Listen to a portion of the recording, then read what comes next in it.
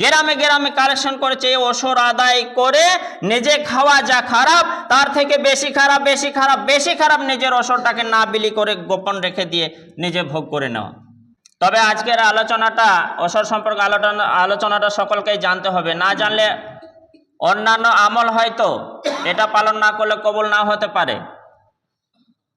ওসর অনাদায় ব্যক্তির অন্যান্য ভালো কাজগুলি আল্লাহর কাছে কবুল হবে এটা কোনো গ্যারান্টি নেই, নাও হতে পারে। তাই ধ্যান মন দিয়ে শুনবো। সর্বপ্রথমে ওই হাদিস আছে সহিহ বুখারী, বর্ণনা করেছেন ইবনে আব্বাস। সংক্ষেপে আপনাদের ছোট্ট আকারে ছেড়ে দিই যে ইবনে আব্বাস তিনি বর্ণনা করছেন, তিনি বলছেন আল্লাহ রাসূল সাল্লাল্লাহু আলাইহি সাল্লাম মুআজকে পাঠালেন ইয়ামানে। তো সেই ইয়ামানে গিয়ে তিনটি উপদেশ দিলেন।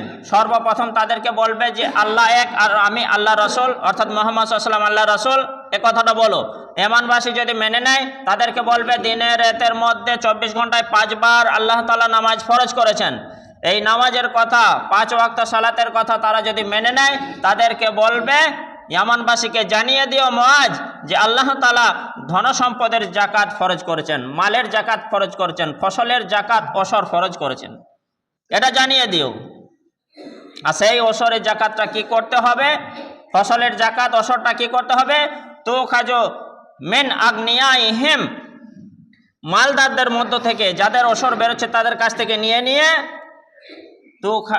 তুরাদ্দু ফি ফুকারাইহিম, যারা গরিব যারা ফকির তাদের মধ্যে বন্টন করে বিতরণ করে দিতে হবে। প্রথম হাদিস। দ্বিতীয় হাদিস আসেন হযরত আবু বকর রাদিয়াল্লাহু তাআলা আনহু একবার কসম খেলেন, রাগান্বিত হয়ে কসম খেয়েছিলেন। কেন? যে মানুষ এত অবহেলিত এই যাকাতের ব্যাপারে, ওসরের ব্যাপারে।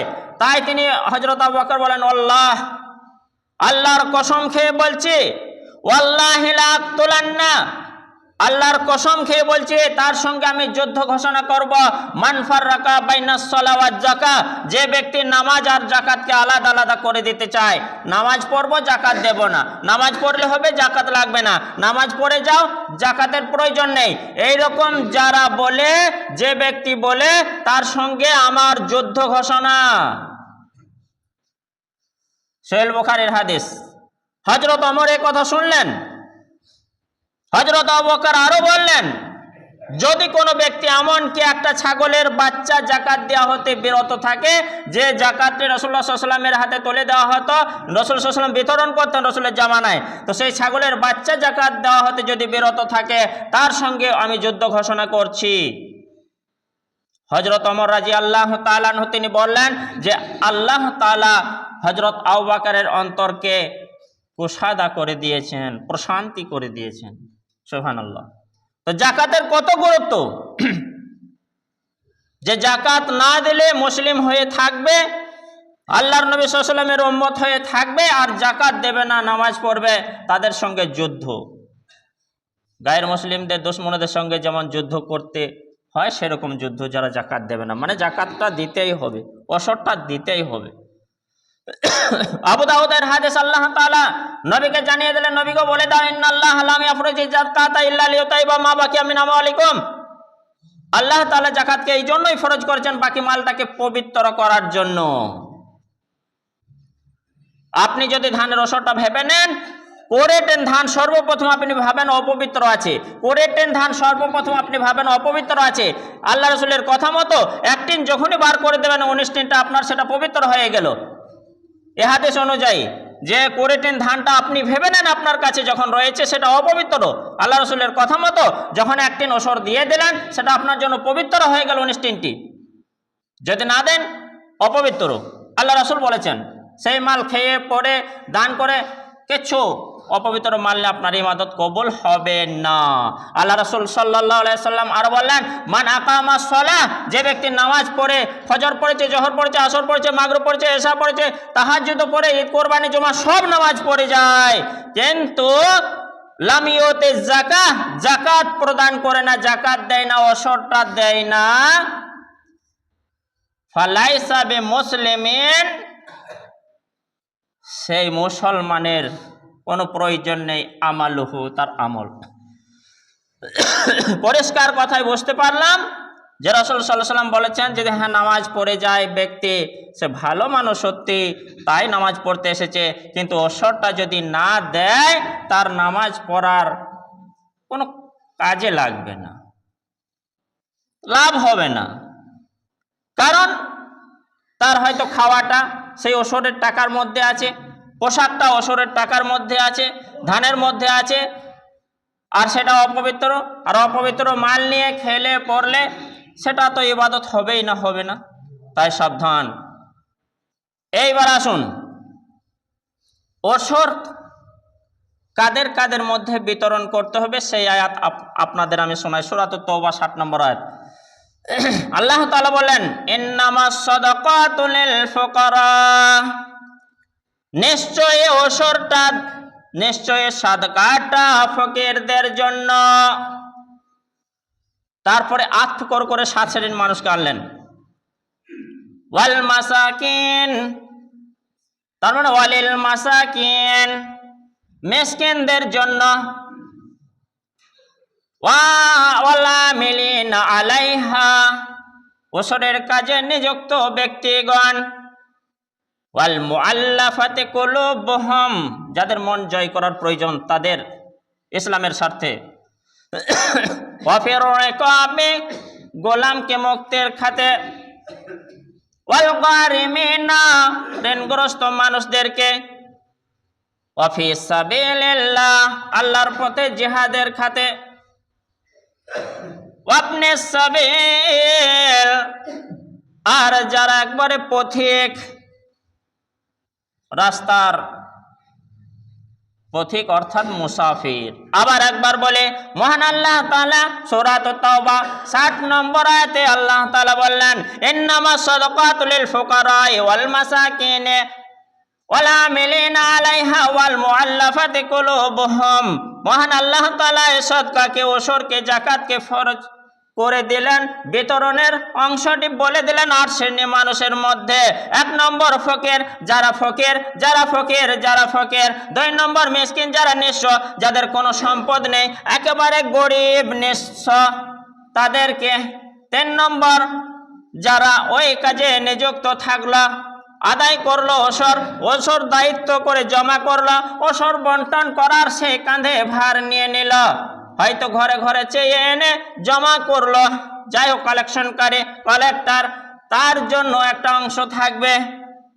ওয়াল মুআল্লাফাতি কুলুবুহুম, কিছু অভাবী মানুষ, কিছু দরিদ্র মানুষ ইসলামের ক্ষতি সাধন করছিল অভাবের কারণে, তাই সেই সমস্ত অভাবীকে ওসরটা দিয়ে ইসলামের ক্ষতি সাধনটা বন্ধ করার যে একটা উপায়, সেই ওসর দিয়ে ইসলামের ক্ষতিটা বন্ধ করা যাবে, তাদেরকে একটা অংশ, তাদের ভাগ থাকবে। ওয়াফির রিকাবে, গোলাম মুক্তি, আজাদ করতে পারা যাচ্ছে না গোলামটাকে, ওসরের টাকা দিয়ে সেই গোলামটাকে মুক্তি করা যেতে পারে। ওয়াল গারিমিনা, একটা মানুষ দেনায় জর্জরিত হয়ে গেছে, চারিদিক দিয়ে দেনা দেনা, আর শোধ করতে পারছে না, পারছে না, পারছে না, ভবিষ্যতে যেন পারবে না, তাকে সাহায্য করে ঋণটা, দেনাটা মুক্তি করার একটা উপায় আল্লাহ বলে দিলেন। ওয়া ফি সাবিলিল্লাহ, আর জিহাদের ক্ষেত্রে ওসরের মাল ফান্ডে জমা করা যেতে পারে।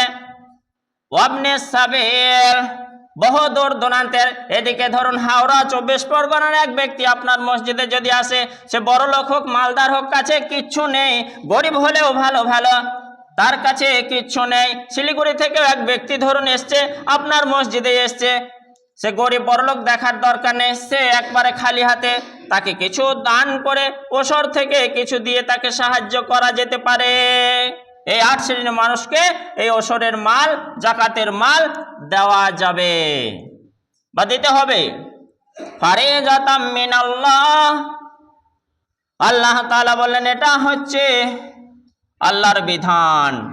ওয়াল্লাহু আলিমুন হাকিম, আল্লাহ তাআলা জানেন এবং হিকমতদার। সূরা তাওবা 9 নম্বর সূরা আয়াত নম্বর 60 আল্লাহ তাআলা খোলাসা করে বলে দিলেন। সূরা বাকারা, সূরাতুল বাকারা 273 নম্বর আয়াতে আল্লাহ তাআলা কে বিস্তারিত ভাবে বলে দিলেন এক শ্রেণীর মানুষের কথা।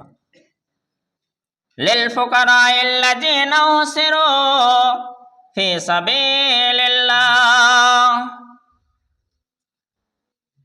ফকির ওই সমস্ত লোকেরা যারা দিনের খাতে আবদ্ধ হয়ে গেছে, আটক হয়ে গেছে।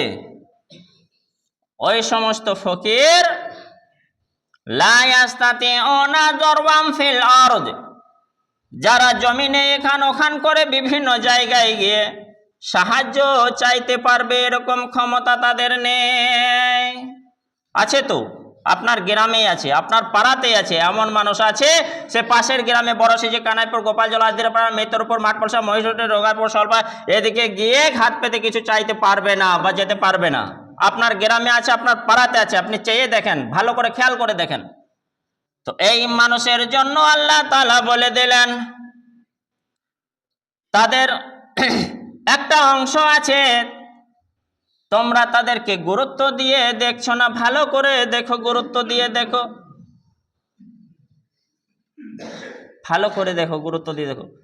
লা ইয়াসালুনা নাসা ইলহাফা, তারা মানুষের কাছে কাকুতি মিনতি করে যে চাইবে, সেই কাকুতি মিনতি করেও চাইতে পারে না।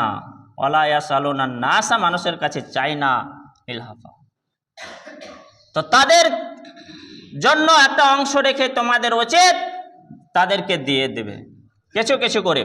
যাদের ওসরে ধান হয়েছে, এটা আল্লাহ তাআলা বলে দিলেন, আমি সব খবর রাখি, তোমরা কোন খাতে ব্যয় করছো। লাস্ট অংশ আল্লাহ বললেন, তো অতএব যারা পাড়ার মধ্যে, যারা গ্রামের মধ্যে একেবারে নিঃস্ব মিসকিনের মধ্যে পড়ছে, আর অসহায় মানুষ, লজ্জায় কাউকে চাইতে পারে না, পেটে ভুক মুখে লাজ, বাস্তব। তো এইরকম মানুষ আছে আছে আছে, তাকে আগে কিছু সহযোগিতা করতে হবে, 3 রকম হক আদায় হয়ে যাবে। হযরত আবু বকর বললেন, ইন্না যাকাত হাক্কুল মাল, নিশ্চয়ই ওসরটা হচ্ছে মালের হক। আপনার যে পরিমাণে ধান হয়েছে, সেই ধানের মালটার, সম্পদটার হক। তো ওই যে হক থেকে দিয়ে সেই নিঃস্ব মানুষকে দিতে হবে। 3 রকম আপনার ফ্যাসিলিটি হবে। 1 নম্বর, যদি সেই লজ্জিত অসহায় মানুষকে দেন, আপনার প্রতিবেশীর হক আদায় করলেন। 2 নম্বর, আপনি মিসকিনের যে একটা অধিকার, সে অধিকারটা পূরণ করলেন। আর আপনি যদি তাকে দেন, আপনার মানবিকতা, যে মানবিকতা একটা মানুষের থাকা দরকার, মানুষের ওপর রহম, দয়া, মমতা, সেটাও আপনি বজায় রাখলেন। তো অবশ্যই এদিকে খেয়াল করবেন। বারগ্রাম থেকে এসে বস্তা বস্তা ধান নিয়ে চলে যায়, যাক আলহামদুলিল্লাহ, সে গিয়ে গ্রামে গিয়ে এখানে ওখানে বলুক, আলোচনা করুক যে ছোট সিজেতে বা আকুটিতে ভালো আদায় হয়, নাম হোক, দান হোক, নাম হোক, নেকিও হোক, কিন্তু আপনার গ্রামের মানুষ, অসহায় মানুষ যেন বঞ্চিত না হয়, এইদিকে খেয়াল রাখবেন। সে হয়তো গিয়ে গিয়ে প্রচুর টাকা কামিয়ে ব্যাংক ব্যালেন্স করছে, অভাবটা আস্তে আস্তে মুক্ত হচ্ছে, আর আপনার গ্রামের মানুষ লজ্জিত হয়ে অসহায় হয়ে পড়ে আছে, এমনটা যেন না হয়। বাস ওসর দিতেই হবে, কোনো উপায় নেই। হযরত আবু বকর বললেন, হযরত ওমর বললেন, আল্লাহ রাসূল মুআজকে পাঠিয়ে বলা করালেন, আরো কিছু, যদি কেউ না দেয়। এবার আসুন আল্লাহর পানিশমেন্ট, শাস্তিটা।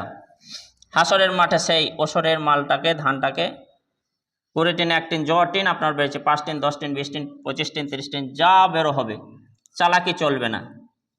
অনেকে বলবে হয়তো খামারে আগে মেপে দিতাম, এখন তো মাপামাপি সিস্টেম নেই। ঠিক আছে, একেবারে মাঠে থেকে মেশিনে কেটে ট্রাক্টরে লোড করে আড়তে আনলোড করছে, ঠিক আছে, সমস্যা নেই, সেখানে আর মাপার দরকার নেই। তবে ওয়েট তো হবে, ওজন হবে, আপনি তো ক্যাশ নেবেন।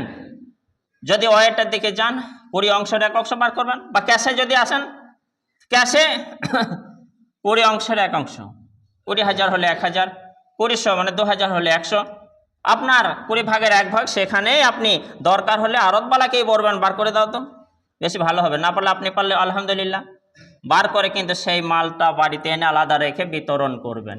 1 টাকাও আত্মগোপন করা যাবে না। আমি এ কথাটাই বলি আপনাদেরকে, যদি কোনো ধনটশালী ব্যক্তিকে, একজনের প্রচুর ধান হয়েছে, তাকে যদি বলা হয় 2 টিন ওসর দেবো, নেবে? কোরবানির টাকা দেবো, চামড়ার টাকা নেবে, ফিতরার টাকা দেবো, নেবে? সে নিতে চাইবে না। তাহলে নিজের ওসরটা কেন আত্মগোপন করে রাখবো, আত্মসাৎ করে রাখবো, কেন লুকিয়ে রাখবো? কি লাভ আছে? ভয়ঙ্কর পরিণত হবে মরার পরে। সাবধান, কিচ্ছু নেই। 1 বছর একটু কষ্ট লাগবে, যারা ওসর দেয় না, প্রথম বছর দেওয়া অভ্যাস করুন, তারপরে দ্বিতীয় বছর ঠিক আছে, একটা রাস্তা ঘাটি হয়ে যাবে। এবারেও যদি আপনি দিতে লাগেন আস্তে আস্তে সহজ হয়ে যাবে। এমন আপনার সময় চলে আসবে, ইমান পাকা হয়ে গেলে ওসর না দিলে আপনার ঘুম আসবে না। ওসর দেবেন তবে আপনি তৃপ্তি পাবেন, আনন্দ পাবেন, ভালো লাগবে। তো আপনি ওসর দেওয়া অভ্যাস করুন। যদি না দেন, কয়েকটি হাদিসের কথা, আল্লাহ তাআলার কোরআনের কথা আপনাদের শোনাই। সর্বপ্রথম বাংলাতে ছোট করে বলে দে যে আল্লাহ তাআলা সেই ওসরের মালটা, জাকাতের মালটাকে নেবেন, 1 নম্বর নিয়ে আগুনে উত্তপ্ত করে একেবারে রাঙিয়ে দিয়ে ছেঁকা দেবেন। কোথায়? কপালে, ওসরের মালটা দিয়ে। আবার ছেঁকা দেবেন কোথায়? মুখমণ্ডলে, বুকে, পেটে আর পিঠে। বুঝিয়ে দেওয়া হবে যে সেই ওসরের জমা করা মালটা। তাই আমাদের এরকম পরিণতি না হোক। আল্লাহ তাআলা পানা দেখ, ওসরের মাল আমরা দিয়ে দিই, কিচ্ছু নেই, দরকার নেই। ছেলেদের হাতে, নাতিপোতার হাতে মাল তুলে দিয়ে যাবো, ওসরের মালটাকেও আমি ভোগ করে তাদেরকে দিয়ে যাবো, না, দরকার নেই, দিয়ে দেন। 2 নম্বরে সেই ওসরের মাল আল্লাহ তাআলা একটা বিষধর সাপ তৈরি করে দেবেন।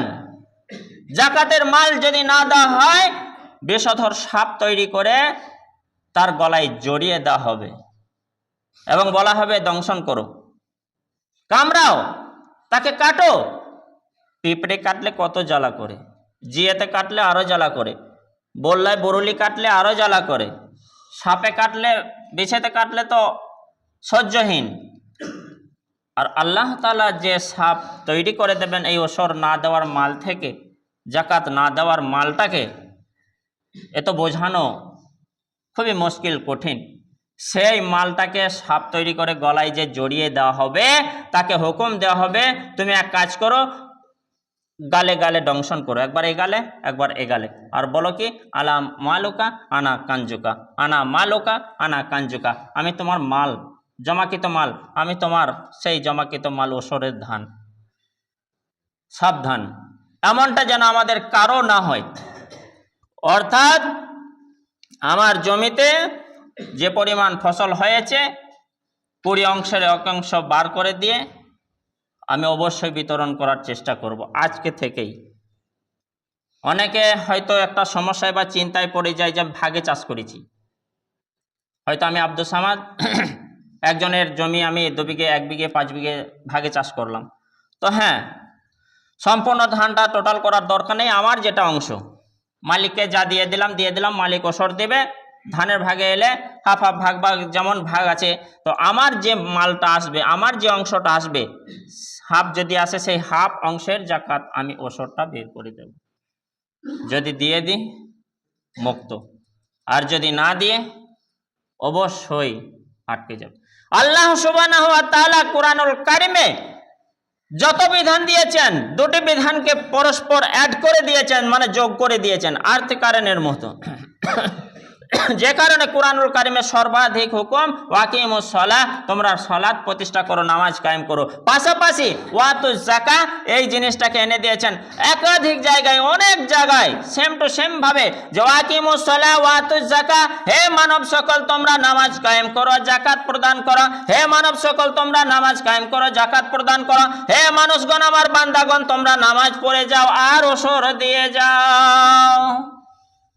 সারা দিনের নামাজটা পড়তে 1 টাকাও খরচা হয় না, শুধুমাত্র ওজুটা করে নিয়ে নামাজটা পড়ে নিলে হয়ে যায়, পরেজগারি হওয়া যায়, আল্লাহর বান্দা হয়ে যায়। আর ওসর 1 টিন ধান যদি বার করে 180 টাকা 200 টাকার দাম, সেটা জানে লাগবে, করকর করবে, শয়তান বলবে দিস না, স্টেশনের মেলা আসছে, রাখ, খরচ করতে হবে ছেলেদের পেছনে। শয়তান তো চাইছে আমাকে ভোটটা দিয়ে আমার সাথে জাহান্নামে যাক, শয়তানের পরামর্শ নেওয়া উচিত। আল্লাহ তাআলা বললেন খুতুওয়াতে শয়তান ইন্নাহু লাকুম আদুব্বুম মুবিন, শয়তানের রাস্তাটা ভয়ঙ্কর খারাপ রাস্তা, ছি। আর তোমাদের প্রকাশ্য দুশমন, শয়তানের পরামর্শ নিও না। ওসর বেরিয়ে গেছে, দিয়ে দাও। বোঝাবে এবছর বেশি খরচা হয়েছে ওষুধ স্প্রেতে, 4 বার 5 বার 6 বার করে স্প্রে করতে হয়েছে, শোষক লাগা মানুষের এবছর বেশি পোকার উপদ্রব।